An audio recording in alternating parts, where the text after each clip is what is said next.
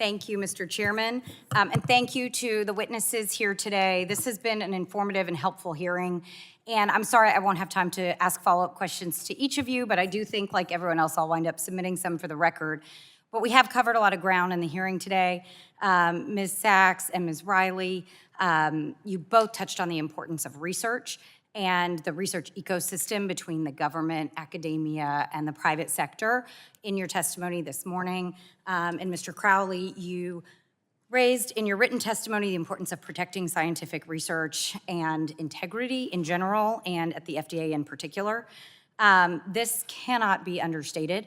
I represent a lot of people who work in this space, and it is critical that we do not undermine and destroy this ecosystem, whether with unchecked cavalier decisions made by or underinformed actors in the administration, like we saw last year, or with bad policy decisions coming out of this body. Ms. Riley, you also testified that there are some perverse incentives in the system today, and I want to touch on some incentives of concern at this moment. Understanding your role as the representative of a trade association here, I'll ask my questions with that in mind. But Mr. Chairman, I want to support Ranking Member DeGette's request to have the member companies appear before this committee as well, because these are issues of real concern. Ms. Riley, have any of your members expressed concerns that FDA approvals or meetings about approvals or review or milestones have been conditioned upon holding those meetings at properties owned by President Trump or his family members? You have not heard that? Heard that, okay. No. And so none of your members have notified you of any such requests for meetings with the FDA to be held at Trump properties? No. Or for representatives of pharmaceutical companies to stay at Trump properties when meeting with the FDA?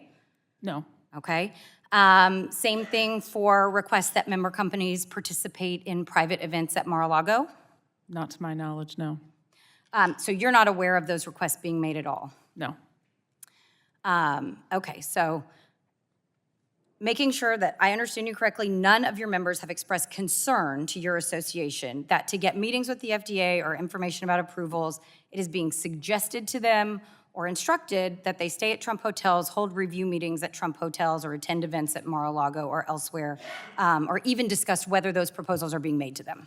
Yeah, no, not to my knowledge at all. Are your members prohibited from raising those kinds of concerns with the association? I don't know whether they would be prohibited from it, but they haven't, so. It is not your understanding that the antitrust laws would prohibit the companies that are members of your association from having those conversations in your meetings? No, I mean, I'm a lawyer, I'm not an antitrust lawyer, but I don't know that that would be an antitrust concern. Usually it's about their conduct of how they do business. Yep.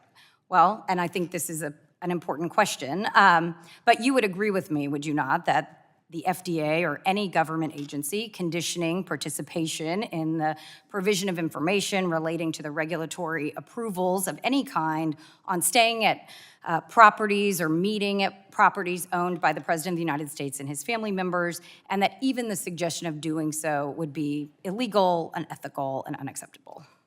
Certainly probably unethical, yes. I don't know if it's illegal, but unethical, yes. Okay.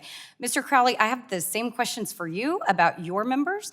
I can go through them all again, or are you aware of any of those conversations for your member companies? No, Congresswoman, I've never heard that before.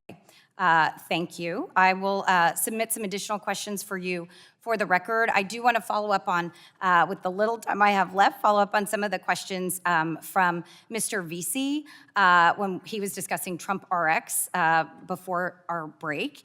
And I think that we've covered a lot about what TrumpRx is, so I have just a minute to ask a question about it.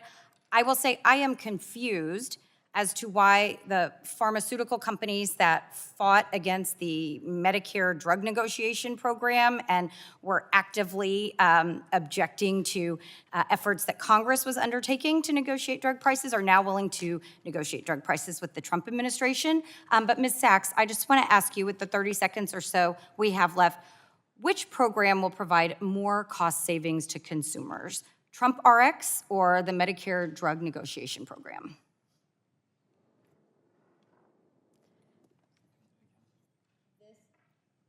this administration has said that in the most recent round of drug price negotiations, they've saved about $12 billion net for consumers as compared to previous cycles, or what would have otherwise been paid, $12 million.